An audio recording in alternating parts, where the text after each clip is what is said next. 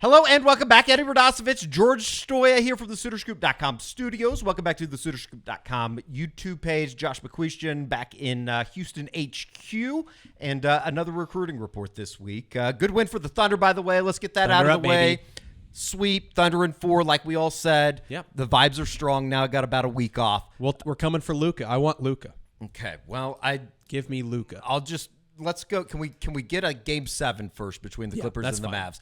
Let them beat up on each other for I'll also take the Clippers. Whoever wants that smoke, we will give it to them. It doesn't matter. Yeah. It doesn't matter. I'd rather just play Boston right now. Exactly.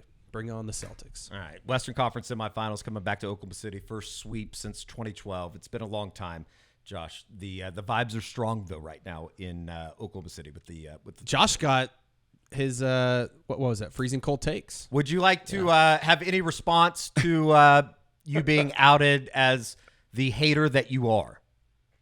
Yeah, it's interesting how that quickly became like Josh hates the Thunder. Like, no, man, I was there on opening night. Like, I was there under the basket when Gasol hit the tip in that Lakers series. Like, I love the Thunder, but sometimes you're going to get freezing cold takes. You can't always be right, and I think we all know that my basketball takes are not what I am employed for.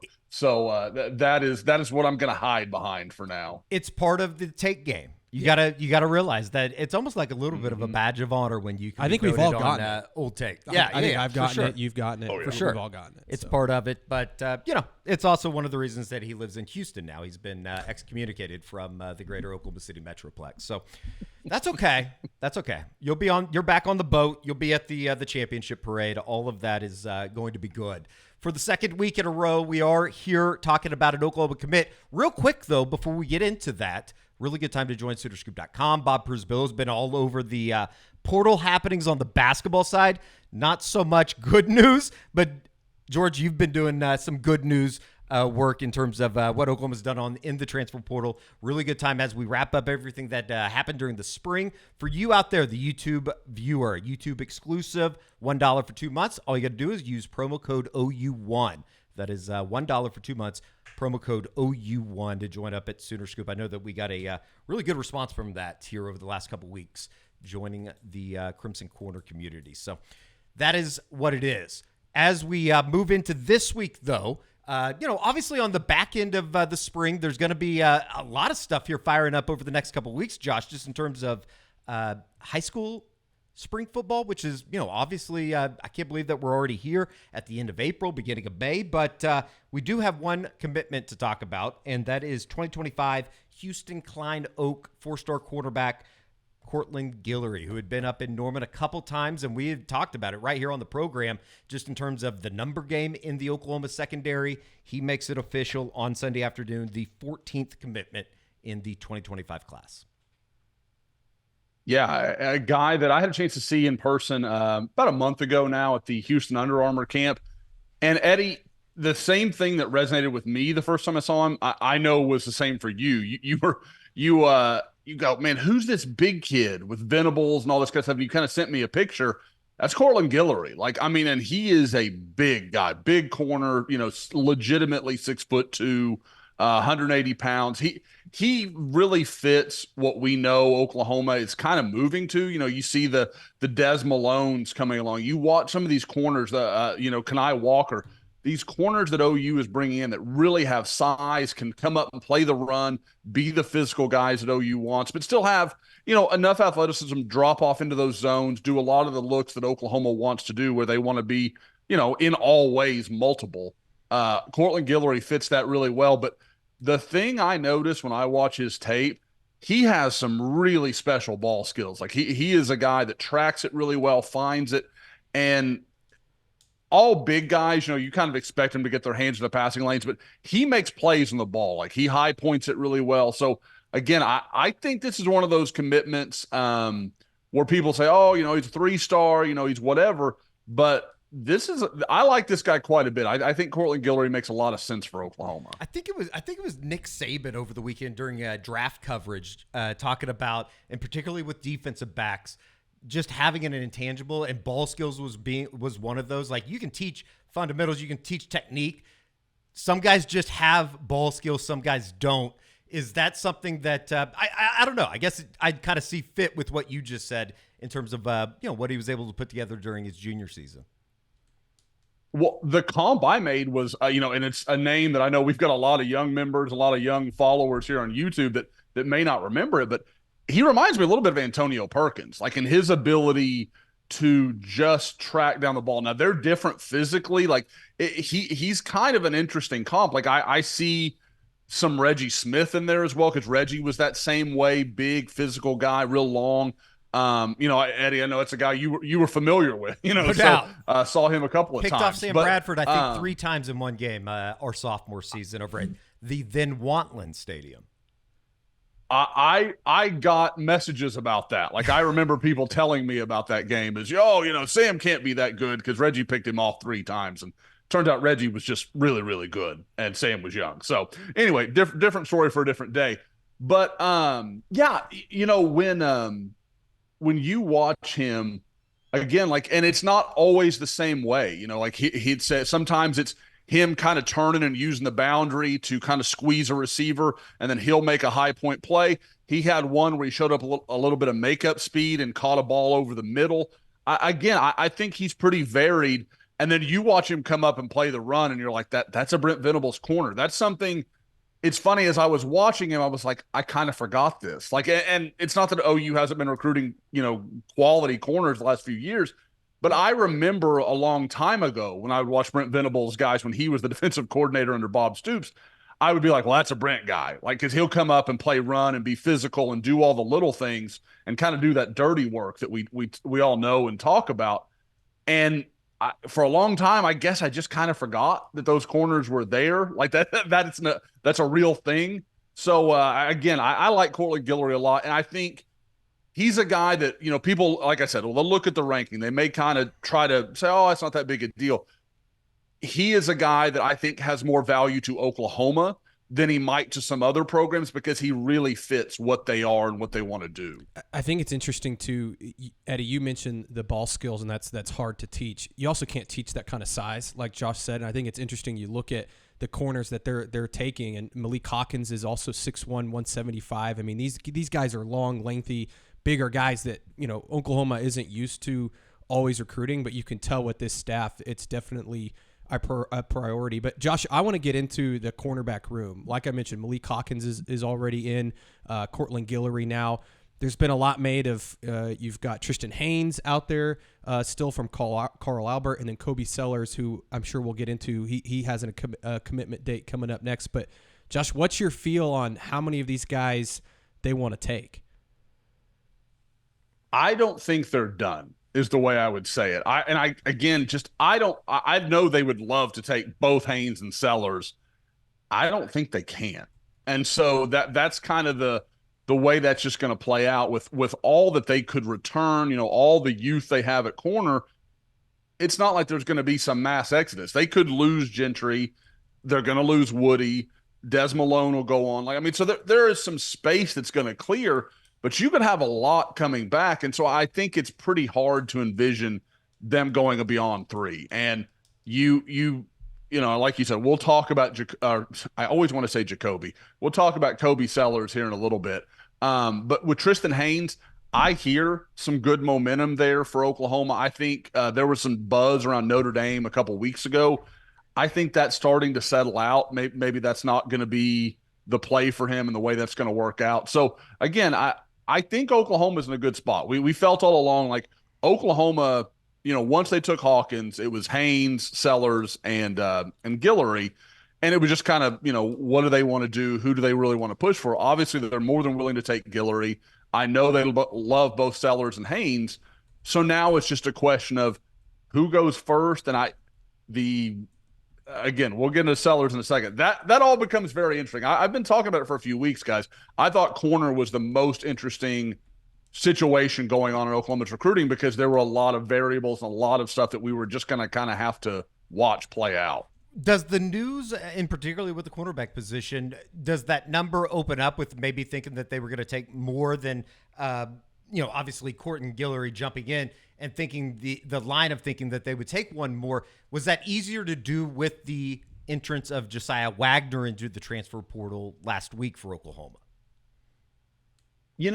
I could see that case, but guys, we kind of talked about it, and I know it's not something that is, other people have missed as well, because it's something people have asked me about. Josiah Wagner falling to Cal so quickly sure made it feel like that was kind of it happened orchestrated, like everybody knew what was happening. It happened in like 48 hours. Yeah. So you wonder, how long did Oklahoma know they were going to have that scholarship available? When was that going to work? So I don't know. I mean, you can make that case, but there's a part of me that feels like they were planning on probably Josiah Wagner being somewhere else for a little while now. Again, could be wrong. That's just the way I see that situation and kind of read it. But yeah, if you told me they got both Haynes and Sellers, I don't think that's crazy, but I think it would be an obvious indication that a couple of the guys that we all have been talking about at corner maybe are not going to be part of the roster in 2025. So, there's good and bad. You can take that however you kind of want to look at it. But again, with Tristan Haynes, we talk about these big guys, the Courtland Guillorys and Malik Hawkins. Tristan Haynes fits that mold perfectly. Big, really long, athletic guy, really good track speed. So just a all-around interesting guy. I mean, there's a lot here at corner where it looks like this is probably going to be, almost regardless of how it plays out, I think it might end up being Jay Valai's best corner class to date. How surprised were either of you, just in terms of, I know this is a recruiting report, but just we haven't commented on the Josiah Wagner news that did come out. I feel like it was only a couple weeks ago that I think we were sitting in the office, George. It was like, there's a name that we really haven't heard a whole lot about this spring. And it was Josiah Wagner, who it seemed like if you go back into August last year, it was like he was going to be the guy, and then obviously ran into some injury trouble alongside Makari Vickers, obviously, in the freshman class. It just seemed like it never came together for him. I think that's the biggest thing is the injuries kind of popped up for him where he wasn't able to get on the field as much last year as maybe they had hoped, and then it popped back up again this spring. I know that he was out there with a hand injury, so I think that he just kind of got passed by, and we've talked a lot about that cornerback room in terms of having a ton of talent, a lot of depth, and I think that at the end of the day, it was, hey, Makari Vickers has really stepped up. Jacoby Johnson is a guy that we've heard a lot about. He was playing a lot at the end of the season. You bring in a Des Malone, Kenai Walker. You've got Gentry Williams and Woody Washington back. It just was like, hey man, we don't, have a spot for you, really. I think that's what it came down to. And you look at some of these guys they're bringing in and some of the freshmen and all those guys, I just think that it got to be they had too many numbers there. It didn't feel it was going to be somebody in that cornerback room. That's what it felt like. Somebody in that cornerback room was going to end up having to portal, and it was just happened to be Josiah Wagner. Josh, does that line up kind of with your thinking when you found out that Wagner had entered the portal? It makes sense at the end of the day, but I guess anytime somebody that is, I guess, quote unquote, that young within the program decides to leave, that had a little bit of hype last year, you go, okay, yeah, that kind of makes sense though. Yeah, I mean, guys, with the arrival of Devon Jordan and Jeremiah Newcomb in the summer, Oklahoma's going to be carrying 9 corners, and that doesn't include Woody Washington. Like that's 10 guys. That's a 5 deep. There's only so much you can do. There's only so many bodies you can get out there. And so I again, if you told me that one more guy entertains that idea, I don't think that's crazy. I mean, I think it's pretty impressive that a guy like Kenai Walker hasn't gone into the portal. Like that speaks a lot to what we talk about with, the relationships and them feeling close and the bond of the team and all those things, because Kenai Walker could go a whole lot of places and be an undoubted starter. And at Oklahoma, is he the number 4 corner? Like, Woody, Gentry, and Des Malone, would they be in front of him? I mean, it's crazy how they've rebuilt that room. And again, we talk about it with safeties all the time, but it's true at corner as well. That secondary has just really blossomed over the last year or so when it was such a problem for so long for Oklahoma. No doubt about it. The other guy that we talked about, Tristan Haynes, the local product out of Midwest City, Carl Albert High School. Another possibility out there is Kobe Sellers, obviously. He has announced that he's making his announcement on May 11th. He'll be making his commitment. Final 3, OU, Texas A&M, and Texas. I think that these are going to be some bedfellows that Oklahoma's in the mix with often in terms of recruitment against. But what's your overall read on the Shadow Creek cornerback? For months and months, this is Oklahoma. Like I 2-3 weeks ago, I don't think I would have had much doubt. Oh, this is going to be OU. And the fact that what we're talking about, guys, is Courtland Guillory makes his decision on Sunday, and then Kobe Sellers ready to make his announcement on May 11th. That's, and we're talking about, you may only have one spot left for 2 players. That screams, okay, it's going to be Oklahoma. But I can say, in talking to some people, he was up for the Heisman Hangout in early April, and I was told the visit largely went well. There was some thought even that he was going to commit while he was there. From what I gathered, there were a few things, I'm hesitant to go into too much of it, but I just don't know that Oklahoma hit all the notes, and that his family kind of left with some questions, like where is he going to fit in? What is going to be the plan? Like there were some things that make some sense. It sounds like A&M has started to really make a run here. Now, it would surprise me a little bit if they've made enough of a run to change everything in the matter of a few weeks. He's not even going to take his official visits. He's just going to pick the Aggies. Texas is there, but this feels like it'll be OU or A&M to me. If I'm forced to pick, I think I would still pick Oklahoma, but I do think it's become a much tighter race than I expected. Josh, let me ask you this, because you have 3 guys in Courtland Guillory, who's now committed, Kobe Sellers and Tristan Haynes, and there's been a lot of talk of, maybe they just take one of those 3, maybe they take 2. Sounds like maybe they'll end up taking 2. How would you maybe rank those guys, 1 through 3? I don't know if that's I'm putting you on the spot here, but in terms of who you like the most to who you maybe don't like the most. Yeah, I get to be the bad guy and get a hate mail from somebody's parents. So exactly thanks, George. Right. I appreciate that. No, I would probably say, for me, it's interesting because you could rank it 2 ways. I think if you look at it from a pure perspective from Oklahoma's point of view, which is obviously what's most important to OU fans, I would say probably Guillory, Haynes, and then Sellers. Now, I don't think that's how Oklahoma sees it. I want to be clear about that. But that to me, like I talked about earlier, with the size, the way they can drop and play some zone coverage, could come up and make some plays on big running backs out in the flats. Kobe's the one guy in this group that doesn't really fit the physical prototype we're talking about. It's not that Kobe's 5'9", but he's about 5'11", 165, 170. He's a little smaller guy. I think he's a more natural cover guy than any of the guys we're talking about. Very much kind of feels like a man corner. Probably in the NFL, George, he's a guy you talk about. That's slot corner. Like that's exactly what he would be. He'd be your nickel guy, and I think has a world of potential to be that kind of guy.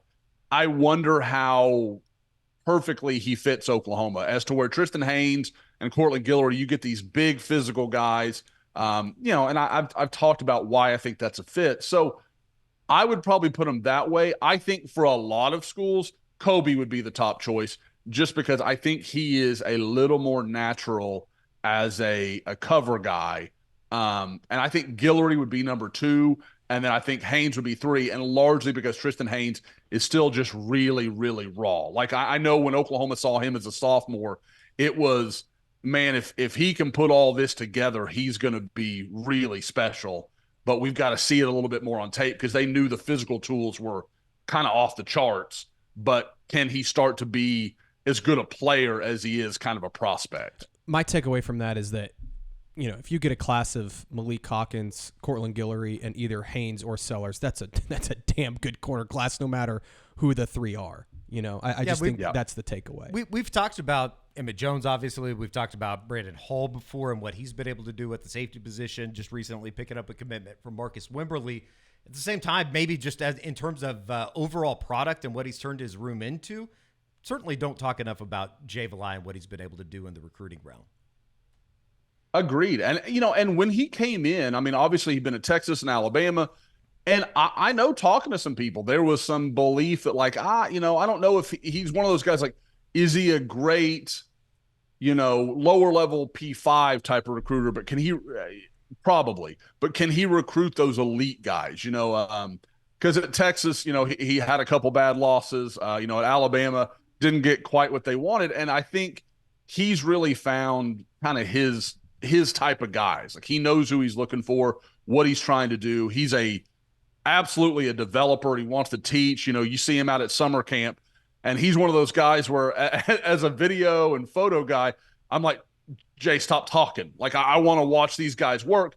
He really does. He wants to break them down, and we're going to do this, and this is why we do this. And it's great for teaching. It's just one of those things where I think he's really found kind of, his lane, I guess, to speak of. And as Oklahoma starts producing NFL corners, like we expect Gentry to be, and some of those guys, I think it will only help him move into some of those upper echelon guys. But what I will say, and kind of what George was talking about, with being happy with whatever, the other argument you could make for Kobe Sellers is he is different. You've got these guys that can do this. Okay, we've got but we've got this guy who, if they've got a slot that's killing us, we can go put him out there, and he's going to be a little more comfortable. Or say somebody has like a Deion Burks kind of guy. Okay, go put him out there on Deion Burks. He'll move around. He'll change directions with him. He'll do some of that stuff, or that's the idea. So I think that's an interesting possibility of just kind of saying we want a few different types of corners, or is it these are the corners we want, these are the type, we're going to push for those guys. George put you on the spot to put together a little depth chart there, or a power ranking amongst the quarterback targets that are out there. I don't think that we would have to do this for you or make you do it when we're talking about safety, because Galveston 5-star Jonah Williams, probably on top of the board when you're talking about safeties. He did announce a top 7 with Oklahoma, LSU, A&M, Texas, Oregon, USC, and Ohio State. That's basically a who's who list of college football and baseball suitors, if you're looking at the dual sport athlete in Jonah Williams. Anything to read into in terms of Oklahoma's continued pursuit of Jonah Williams? Jonah Williams is really good. I think that's the way I'd read into that. Everybody wants Jonah Williams. Yeah. Again, like you're talking about, probably 5, 6, 7 of the top 10 recruiting programs in the country are his final 7. I mean, it's not coincidence. He is a special player. In the On3 industry rankings, he's the number 10 overall player in the country. There's not a lot of holes there for Jonah Williams. Like, to me, the greatest question you have if you're Brandon Hall is like, man, I hope I get to coach him. Yeah. Like if he's going to go pro in baseball, all this is going to be for naught. But, we talked about this last week when Oklahoma was down in Houston, made the rounds, had the whole defensive staff go over to his baseball game last Tuesday night. And I think that's incredibly important. Like, it's one of those things where I love that move for a couple of reasons, not only because they're showing him what a priority is, which is something a lot of kids this year have talked to me about with OU. Like, they make me feel like I'm a priority kind of differently than a lot of other programs. I don't know how much that means at the end of the day. We all know the NIL stuff's out there. We know all these things, but it's never bad for a kid to feel wanted. Like, and I think that is part of it. And any school the other aspect of it, any school that does it going forward, it's just going to look like they copied what OU did, and it's not going to feel as original and as meaningful. So again, I love the way they've handled Jonah Williams, and I know a lot of people are concerned. There is a part of me that thinks Oklahoma's never really left the perch with Jonah Williams, and he is a really smart kid at knowing how to present things and building a little suspense. We'll see, but there is a part of me that thinks that's absolutely part of what's kind of happened over the last few months. Josh, with him announcing the top 7, is he any closer to making a decision? And when do you have like a timeline on when you think he might make a decision? I think he's going to take some trips this summer. Oklahoma is not currently expected to be one of them, but again, if he made a late change and ended up in Norman on that, that barbecue weekend on June 21st, that wouldn't shock me at all. Or, there's a midweek visit. Like, Jonah feels like the kind of guy that wants to get it over with. Like, I don't think he loves all this. He doesn't love guys like me talking to him about what he's doing and what he's thinking and having to answer all those questions. He's really good about it. I don't want anybody to misunderstand, but he doesn't love the limelight. That's not who he is really. Or if he does, he wants it because he hit a home run or he scored a touchdown. You know, he doesn't want to talk about recruiting. Like, I just don't think he enjoys that all that much. So I think he would like to have it done. Now, if I'm an OU fan, as things currently stand, don't rush Jonah Williams. Give him time, because if he makes an early decision, it's probably not going to be Oklahoma, because it would be pretty odd for him to choose OU, not after not having taken an official visit. So we'll have to, if things change, then hey, what I'm saying can change. But you don't want to be the school that's pushing too hard until he gets the campus. And when I talked to him last, he was talking about taking an official visit to Oklahoma in the fall. If that's the case, then hey, Oklahoma's got plenty of time and would probably be his last official visit, which I think is a really good sign. But again, Jonah is mysterious is too strong, but I think sometimes he kind of lets you go down one path while he's going in a different direction. I think he might have a surprise or two. Perhaps, and I'm reminded by Kerry Murdoch from the control room that if the Norman City Council would come out and say that they stand strong with the city of Galveston after Charles Barkley's slander of the fine city, maybe that would help Oklahoma's chances improve. Jonah is an outstanding kid that can't help where he came from. That's not his fault. We're not going to blame him for that. And again, as I've said before, his father is an important guy down there, so I'm not trying to upset him at all. I want, I live be invited back. You're in already the same county. I'm not messing with you. Yeah, you're already, in the thick of it with the people of Oklahoma City. We don't want you to add the city of Galveston to the list of hated places. A man with no home. That's me. That's right. That's right.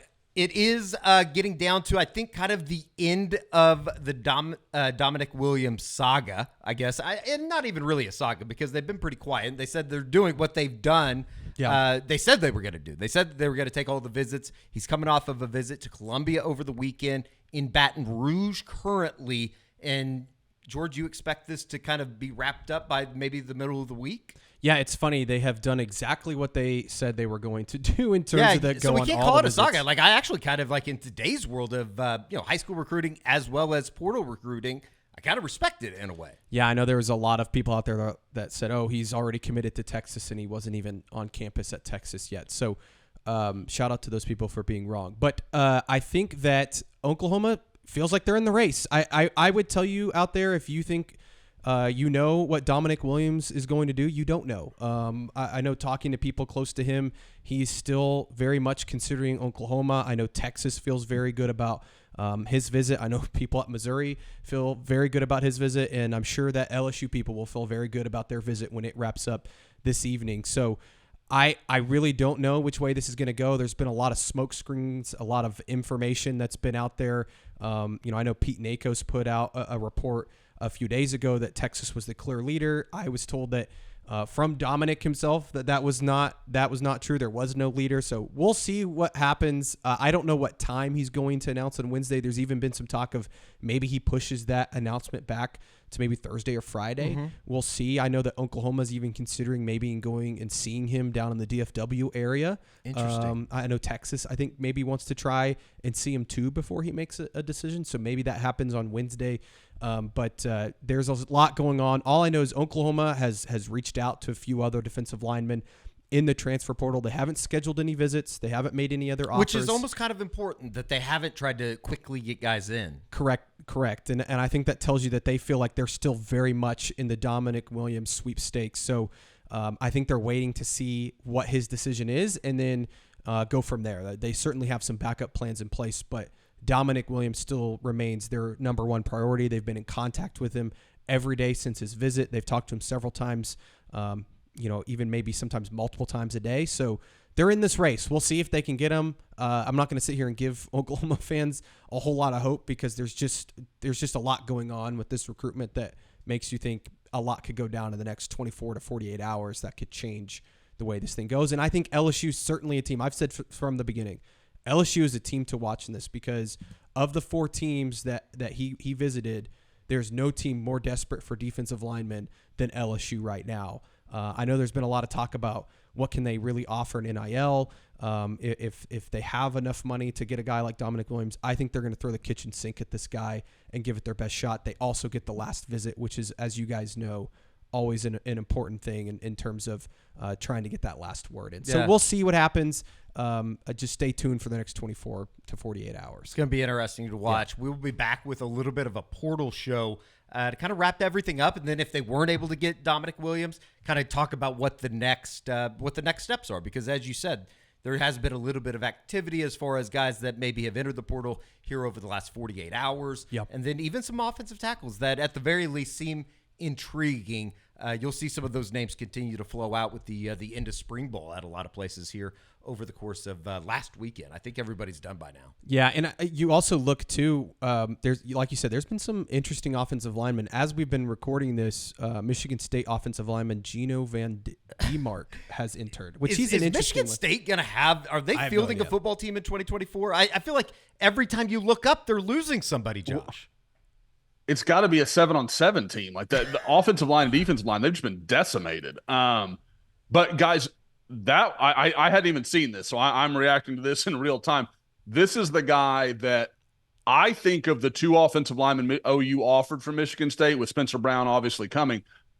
My feeling was Vandemark was the guy they really wanted. Like that was the guy that they were really after. So I would be very, very surprised if Oklahoma doesn't jump in that race again and see if they can make something happen. And Josh, is he a guard, or can he play tackle? I mean, what position is he? I think, like, to my memory, and again, it's been a while since I've watched this tape, but I definitely see him as more of a guard. Now, if you were going to say, somebody's got to play right tackle, I don't think that's out of the question for him. But he's definitely more of a guard, and that's really the only hang-up I have is with Fabechi Wiwu, did that take the spot that Gino Vandemark would have had originally? Because, obviously we know Oklahoma's – if they're happy with anything, they're happy with their right guard situation. So that is the question. Like, is he good enough that they say we want to bring him in and then we'll shuffle it however we need to kind of make that work? But my general impression was that Oklahoma felt he was almost a walk-in starter kind of guy. Like I think there was that feeling about him and his game. They really liked him. And I think, to your point, maybe you take him and you can make some shuffling. Like maybe Fabechi, he played right tackle at North Texas last year. You wonder, and he's been so good. Could he pop out and play right tackle? And you feel, and would he be a great right tackle? I don't know. He's probably a better guard than tackle, but maybe he's better at tackle than anything else you got. And then you can slide in Gino at right guard. So I think he's somebody definitely to keep an eye on in terms of offensive line. He's certainly probably the most interesting offensive lineman that's gone in the portal in the spring so far. Started 6 games at right tackle last year for Michigan State. So. Right tackle? Yeah. Or excuse me. Right that guard. Makes a lot right of sense. guard. Okay, right guard. Right guard. Right guard. Okay. Right okay. guard. Right guard. Right guard. Just to make sure. All right. That sounds good. He just entered too. So we'll have a little bit more reporting to do on that, just in terms of, is Oklahoma going to have any interest? And if they do, how quickly are they going to bring him in? All that kind of stuff. We'll hopefully kind of catch everything up with the portal report coming up here during this week. Obviously, the Damonic Williams stuff over the next 24, 48 hours should be coming to a head, and then you kind of go from there to see what Oklahoma's going to do at the interior tackle position on the defensive side of the ball. It would still seem, even if they aren't to get Damonic Williams, they're still going to be looking for somebody.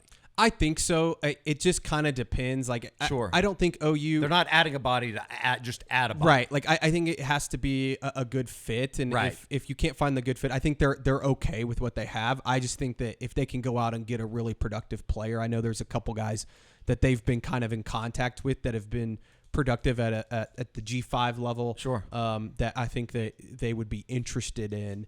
But I don't think they're just going to – like, if it wouldn't shock me if OU just said, okay, we're happy with what we got. But we'll see. And if that were to be the case, it seems like Grayson Halton had a pretty good spring. Seems like Devon Sears had a pretty good spring. Maybe you just bank on those guys to really take that next step All right, very good. Josh, I know last one for me. I know that the coaches were out on the road last week. You were talking about them going to see Jonah Williams and a host of guys down in Houston. Is it a little bit more of a national approach this week? Are they going to get out of the region, or are they staying around here? Oh, absolutely. Like I know yesterday, Brandon Hall was in California, made an offer to a 2027 safety. They are where I'm going to blank. You're seeing them spread out a little bit more. Where last week was a lot of Oklahoma, a lot of Texas, getting out and seeing those guys. But again, and I feel like it comes up a lot when I talk to people, so I feel like I need to reiterate it. This rule where you can't make multiple trips in the spring like you used to. You can only go to a college or a high school campus one time. So they are both being strategic, and I think making more of a focus of being early and getting out there, seeing these guys early on, making sure their presence is, known and, that they're aware of everything. So, but yeah, I think you're seeing more of, out of region stuff. A lot of guys that maybe don't see Oklahoma as regularly as some of these local guys that are getting stops from the Oklahoma coaching staff so far. No doubt. All right. We appreciate it, Josh. We will probably catch up with you here in, a couple, I guess, the next episode when we talk about the portal stuff, kind of see where Oklahoma wants to go with that. And maybe we'll know a little bit more about their interest level in Gino Vandermark, who just enters the portal from Michigan State. Our best wishes to the people of East Lansing. Doesn't sound like that's going well. Although they'd probably send it right back and say, hey, how's your basketball program? And we'd go, don't know. Jenny Bronchek's great, though. Yeah. Reagan Beers. Reagan Beers. Kind of crazy. All right. We'll hit on that on the Hoops Report. For Josh and George, I'm Eddie. We'll see you right back here on the SoonerScoop.com YouTube page next time.